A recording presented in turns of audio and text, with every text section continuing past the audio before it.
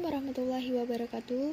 Perkenalkan, nama saya Fenty Widya, Prodi S1 Kebidanan kelas A, MPM 2101070008.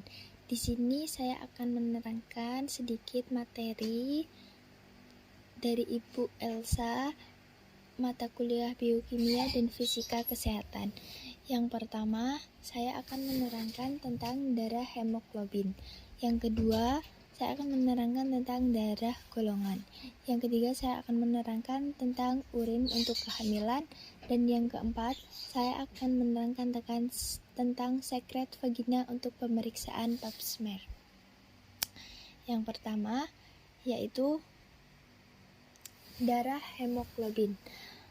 Hemoglobin atau Hb adalah protein kaya zat besi dalam sel darah merah yang bertugas membawa oksigen ke seluruh tubuh.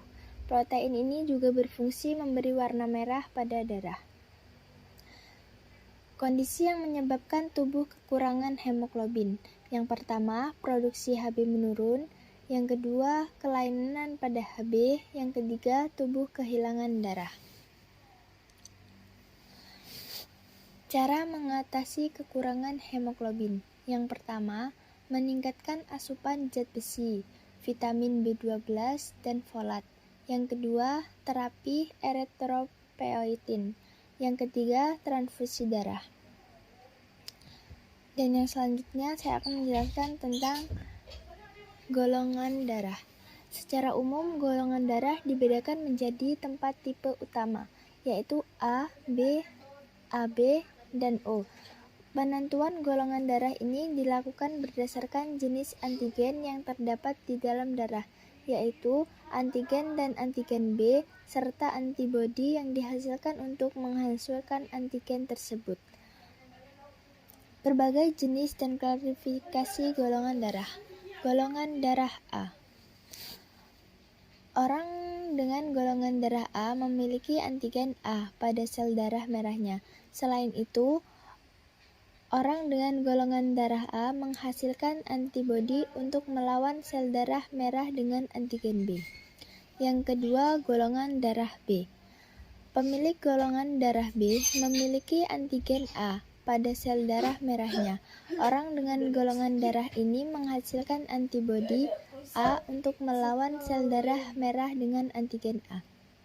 Yang ketiga, golongan darah AB. Jika memiliki golongan darah AB, ini berarti pemiliknya memiliki antigen A dan B pada sel darah merah. Hal ini juga menandakan Anda tidak memiliki antibodi A dan B pada darah. Yang terakhir, golongan darah O. Orang yang memiliki golongan darah O tidak memiliki antigen A dan B pada sel darah merah. Namun, orang yang memiliki golongan darah O memproduksi antibodi A dan B di dalam darahnya. Selanjutnya, peran golongan darah dalam transfusi darah. Bila sebelumnya pemilik golongan darah O dapat mendonorkan darah kepada seseorang dengan golongan darah A, B, AB, dan O, tetapi kini tidak dianjurkan. Hal ini karena golongan darah O tetap memiliki kemungkinan untuk menghasilkan reaksi transfusi darah, meski risiko tersebut tergolong kecil.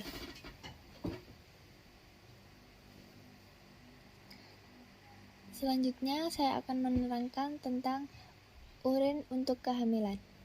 Tes urin chorionic gonadotropin (HCG) adalah jenis tes kehamilan. Plasenta wanita hamil menghasilkan HCG yang disebut juga hormon kehamilan.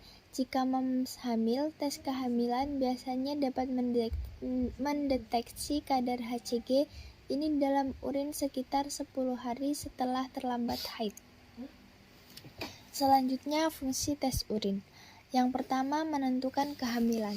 Tes urin merupakan jenis tes yang paling umum digunakan dalam menentukan kehamilan. Tes ini dapat dideteksi adanya hormon HCG, hormon chorionic gonadotropin, yang direproduksi oleh plasenta. Yang kedua, mendeteksi zat berbahaya dalam tubuh.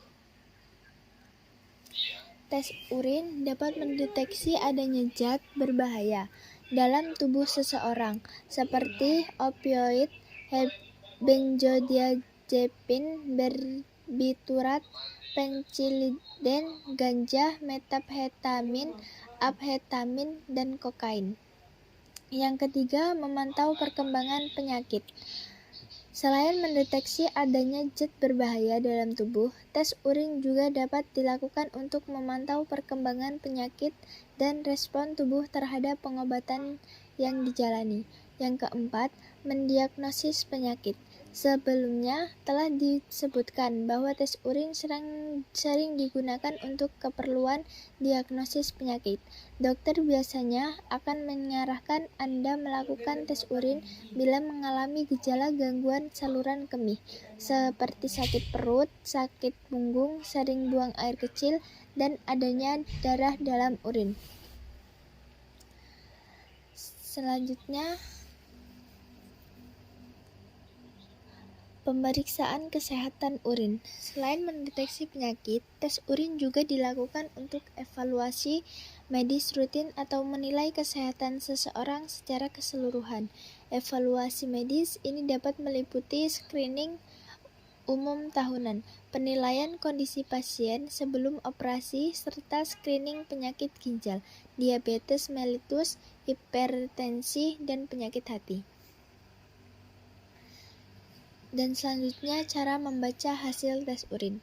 Yang pertama, adanya keton di dalam urin dapat dijumpai pada keadaan diabetes ketoasidosis, berpuasa, muntah berlebihan, kelaparan, atau menstruasi, dan diet rendah karbohidrat tinggi protein, dan demam tinggi.